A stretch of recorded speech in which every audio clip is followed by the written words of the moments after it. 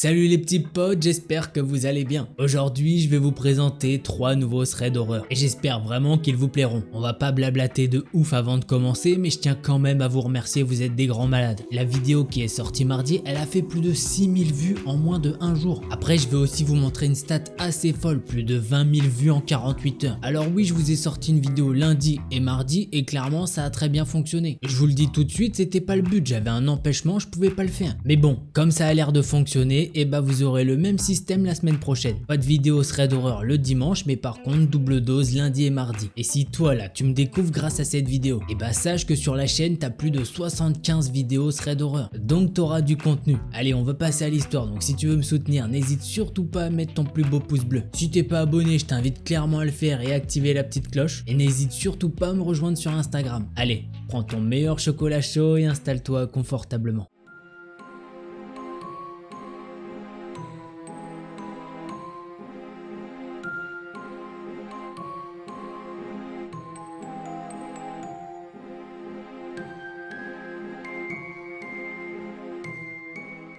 La première histoire que je vais vous raconter, c'est celle de Bill. Il a maintenant 17 ans, mais quand cette histoire s'est produite, il en avait 14. Tout ça commence lorsque Bill doit rentrer des cours. Il nous précise que pour rentrer chez lui, il doit faire 1h30 à 2 heures de route à pied. Bon, je sais pas où il habite, mais c'est clairement chaud. Et apparemment, ça tombe pas n'importe quel jour. Ça tombe à la fin d'octobre, c'est-à-dire Halloween. Et mine de rien, il fait nuit assez tôt. Bill nous dit que sur les routes qu'il emprunte, il y a souvent du monde, donc rien d'inquiétant. Il y a des maisons, de la verdure, une sorte de parc. Il y a normalement beaucoup de passages et de bruit. Mais ce soir-là, il n'y a aucun bruit. Même pas un chat. Il nous dit même que sur le moment ça l'étonne, mais que ça sort très vite de sa tête. Il se dit que c'est normal puisque c'est le soir d'Halloween, bah les gens ils font d'autres trucs. La nuit tombe vraiment et son instinct lui dit quelque chose. Mais pour l'instant il décide de pas y prêter attention. Mais au bout d'un moment il se dit que la boule au ventre, bah elle est sûrement pas là pour rien. Il se sent comme suivi. Il a envie de se retourner pour vérifier, mais clairement ça lui fait peur. Il va donc souffler un bon coup, prendre son courage à deux mains et se retourner. C'est là que ses doutes se sont confirmés. Il y a bel et bien un homme crasseux avec une bouteille d'alcool à la main et une capuche sur la tête. Bill ne peut donc pas voir son visage. Cependant, cet homme ne lui adresse pas la parole et il est vraiment loin de Bill. Bill il a noté quelque chose, c'est que cet homme il fait pas mal de bruit avec sa bouche. Apparemment il respire très fort. Bill continue donc de marcher pendant une bonne dizaine de minutes en essayant d'oublier la présence de cet individu. Jusqu'au moment où il peut entendre une voix rire et quelqu'un crier « Jeune homme ?»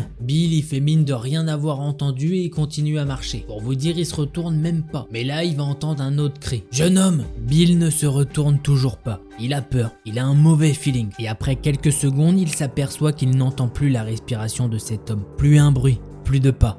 Rien. Comme vous vous en doutez, Bill il a le réflexe de se retourner pour regarder. Et évidemment, il s'est fait avoir, l'homme est bien là, devant lui. Le gars s'est arrêté de marcher et on dirait qu'il retient sa respiration. L'homme lui adresse la parole et lui dit alors « Ma jambe est blessée, tu peux m'aider, je t'en supplie ». Il lui dit tout ça avec une voix aiguë et paniquée. Forcément, Bill il se dit c'est pas du tout logique. Pourquoi il m'a pas averti avant? Du coup, Bill y répond pas et l'homme va alors se figer et crier « Viens m'aider maintenant !» Bill est complètement tétanisé et avec un élan de panique, il commence à rassembler toutes ses forces et décide de courir à toute vitesse. Bill entend l'homme faire exactement la même chose que lui. Tous les deux ont couru sur plusieurs mètres jusqu'à arriver dans une forêt, là où il a perdu de vue Bill. Une fois avancé dans la forêt, Bill il a réussi à se cacher dans un arbre. Le gars est en train de le chercher et il va alors s'arrêter devant l'arbre de Bill. L'homme va alors enlever sa capuche et Bill va devenir tout pâle en voyant ce qu'il va voir. L'homme est vêtu d'un masque blanc avec des taches rouges sur le côté gauche. Bill il peut voir que le gars est toujours en train de le chercher avec sa bouteille d'alcool à la main. Puis soudain, sans aucune raison apparente, l'homme va se mettre à rigoler. Suite à ce rire très bizarre, il va crier « Joyeux Halloween !» Ensuite, il va repartir. Bill il va rester caché dans l'arbre pendant un bon moment et une fois qu'il est sorti de la forêt, bah il a quand même tracé sa route. En rentrant chez lui, Bill en a parlé à ses parents. Ils ont appelé la police et ils ont fait une déposition. Et 2 semaines après avoir reporté ces faits, la police les a recontactés pour leur informer avoir aperçu le type de la dernière fois dans la même rue et qu'ils ont sûrement une théorie. Vu que Bill il emprunte toujours le même chemin pour rentrer chez lui, et bah ce gars là l'a pris pour cible et qu'il a décidé manifestement de l'attaquer le soir d'Halloween. Bill il sait pas du tout ce qu'il lui voulait cet homme là et il espère ne jamais le recroiser. Voilà, c'est ainsi que se termine cette première histoire. Bah tu m'étonnes qu'il a pas envie de le revoir. Bah dites-le moi si vous voulez voir dans les commentaires, moi en tout cas j'ai pas envie de le voir hein. Bah oui, son truc il tient pas du tout la route. S'il te plaît, j'ai mal à la jambe. Bah gros, ça fait 1 km et quelques, tu me suis? Bah non, ça marche pas. Bref, le petit Bill il a eu chaud. Allez, on passe de suite à la seconde histoire.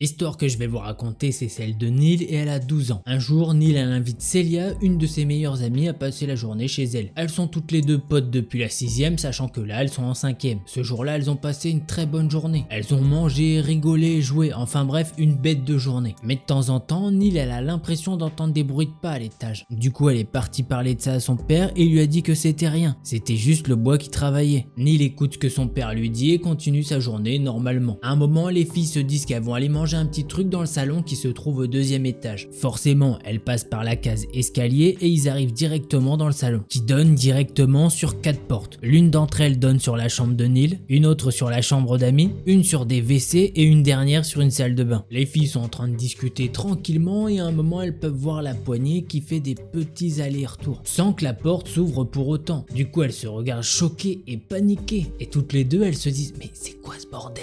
Au même moment où elles sont en train de se dire ça, tout s'arrête. Là, Neil elle stresse vraiment et son amie Celia lui dit allez vas-y, va voir. Neil refuse, elle a trop peur pour aller voir toute seule et elle veut pas aller demander à son père puisqu'elle sait qu'il va pas la croire. Allez, Neil s'est bien reboosté à fond et elle se dit qu'elle va aller regarder, sachant que Celia est juste derrière elle. Neil ouvre très légèrement la porte et y a rien. Elle ouvre un tout petit peu plus et non, a priori y a rien. Du coup les filles referment la porte en vitesse et Neil vient même à penser à une certaine théorie, que c'est peut-être l'un des chats qui a fait ça. Sur le coup, Neil elle se dit que ouais, ça peut être une explication. Certes, pas ultra logique, mais pourquoi pas? Et surtout, c'est pour se rassurer, puisque si c'est pas ça, qu'est-ce que ça peut être? Neil et Celia vont donc se rasseoir sur le canapé et continuent à jouer. Elles sont restées là avec la boule au ventre et toujours aussi stressées en regardant la porte. Les minutes passent et rien d'autre d'alarmant n'arrive. À un moment, les parents de Celia sonnent pour récupérer leur fille. Une fois qu'elle est partie, Neil va donc parler de cette histoire à son père. Son père lui dit alors « Mais t'inquiète pas, vous avez dû rêver. » Neil se dit « Mais rêver, c'est pas possible, on était deux à avoir vu la même chose. » Elle repense à tout ça quand d'un coup la sonnette de la maison retentit. C'est la maman de Neil qui vient la chercher. Puisque oui, les parents de Neil sont séparés mais ils sont toujours en bons termes. Neil et sa mère sont installés dans la voiture, le père est en train de discuter à la mère de Neil quand d'un coup Neil peut apercevoir quelqu'un dans la chambre d'Amy. Elle essaye de le faire comprendre à ses parents en faisant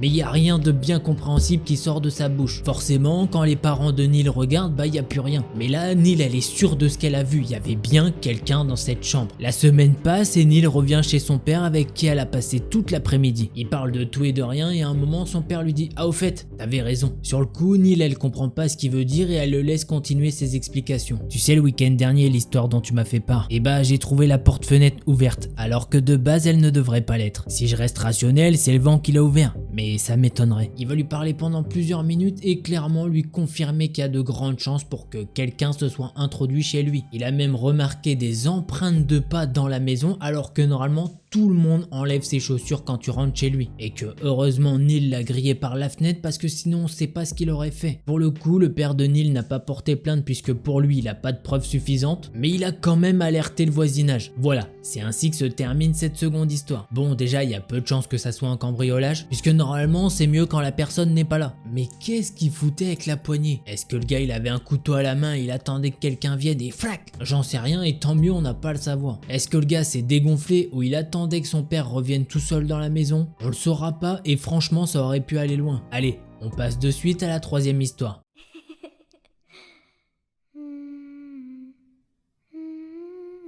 L'histoire que je vais vous raconter, c'est celle de Timothée. Il a actuellement 16 ans, mais quand cette histoire s'est passée, il en avait 14. Ça s'est passé au mois d'août quand il était avec sa bande de potes. Il y a donc Timothée, l'auteur, Lucas et Nathan, et tout ce beau monde a décidé d'aller dormir chez un ami qui s'appelle Bastien. Il nous dit que tout se passe bien. Ils ont bien mangé, et après ça, ils ont décidé d'aller se coucher. Du moins, faire croire aux parents qu'ils allaient se coucher. Comme ça, de leur côté, après eux, ils pourront se tirer en douce. Ouais, c'est une sorte de tradition pour eux quand ils viennent dormir chez les uns les autres. Ils font ce petit truc. Comme ça, ils sortent dans la ville et ils peuvent se balader pour voir des potes à eux ou d'autres trucs comme ça. Et ce soir-là, n'a pas loupé. Sachant qu'en plus de ça, bah ils dormaient dans des tentes dans le jardin. 2 dans chaque tente. Timothée précise également que, étant donné que la maison de Bastien n'est pas totalement terminée, il n'y a pas de portail ni de clôture pour délimiter l'entrée de l'allée menant à sa maison. Mais il nous dit que de base ça pose pas problème puisqu'il vit dans une petite ville de genre 10 000 habitants. Les 4 amis se baladent donc dans la rue et après 1 heure à se balader, ils finissent par arriver à côté d'un supermarché dont il provient une lumière rouge plutôt intrigante. À première vue, Timothée et ses potes ils se disent que c'est sûrement une alarme. Donc ils décident de prendre la tangente pour aller dans une petite rue au loin. Ils s'engagent donc dans cette rue plongée dans l'obscurité totale avec pour seul éclairage leur téléphone. Après quelques dizaines de secondes dans cette ruelle, soit à peu près une vingtaine de mètres de la rue éclairée, Timothée dit alors à ses amis qu'il a l'impression d'être suivi et qu'il se sent mal à l'aise. Sur le coup, ses amis ne comprennent pas du tout et ils le prennent pas au sérieux. Ils lui disent que bon, ils sont dans une ruelle sombre, c'est complètement logique de flipper. Quelques secondes plus tard encore, Timothée il va jeter un regard par-dessus son épaule et il peut voir un homme plutôt grand habillé tout en noir. Il a une capuche sur la tête et une sorte de cagoule et il tient quelque chose dans sa main droite. Timothée il nous dit qu'il a pu voir tous ces détails puisque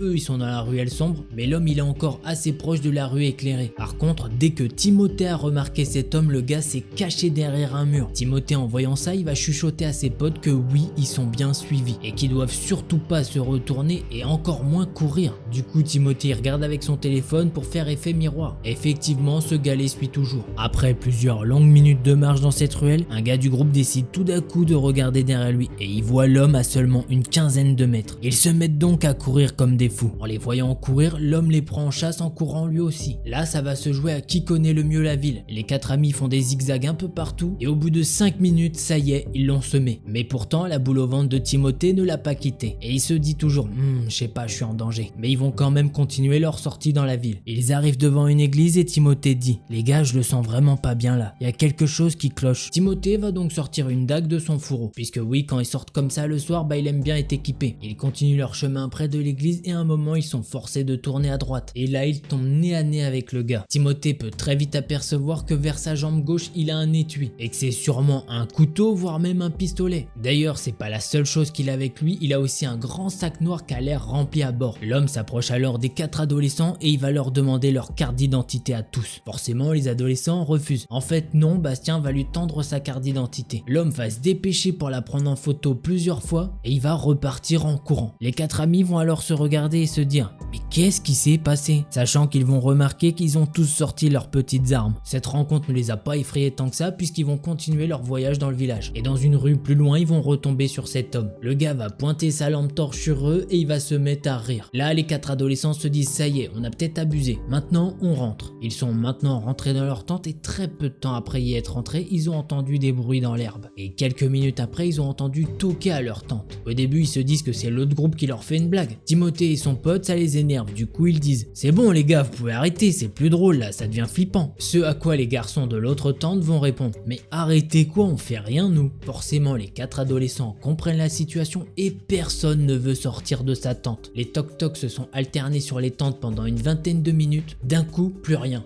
Personne. Les 4 adolescents sortent, regardent un petit peu partout et effectivement, il n'y a plus personne. Je peux vous dire que cette nuit-là, ils n'ont pas dormi, sachant qu'ils ont entendu pas mal de bruits bizarres. Après cette histoire, Timothée n'a plus jamais dormi dans une tente. Voilà, c'est ainsi que se termine cette 3e histoire. Bon, Timothée et ses potes, ils cherchent un petit peu la petite bête, puisque déjà la première fois, ils se font courser et ils arrivent à échapper au mec. Là, tu peux dire, bon, c'est pas ta faute, tu rentres chez toi direct. Mais non, ils continuent dans le village. Et là, Bastien va donner sa carte d'identité. Il y a de grandes chances pour qu'il y avait son adresse dessus et c'est pourquoi le gars est venu les faire chier dans la tente. Du moins j'imagine que c'est lui. Mais qu'est-ce qu'il leur voulait? Puisqu'il leur a rien dérobé, il les a pas menacés non plus. Je sais pas vraiment mais c'est ultra bizarre. Bref, j'espère que vous avez aimé ces 3 histoires. Si c'est le cas, n'hésite surtout pas à faire péter la barre de pouce bleu. Si t'étais pas abonné, j'espère que cette vidéo t'a convaincu de le faire. Oublie pas la petite cloche. Et au passage, si t'as Instagram, n'hésite surtout pas à me follow. Allez, en attendant la prochaine vidéo, portez-vous bien, tchuss les petits potes. Hey, don't you run away. Please stay. Stay with me. If you don't come play with me, then we will kill you.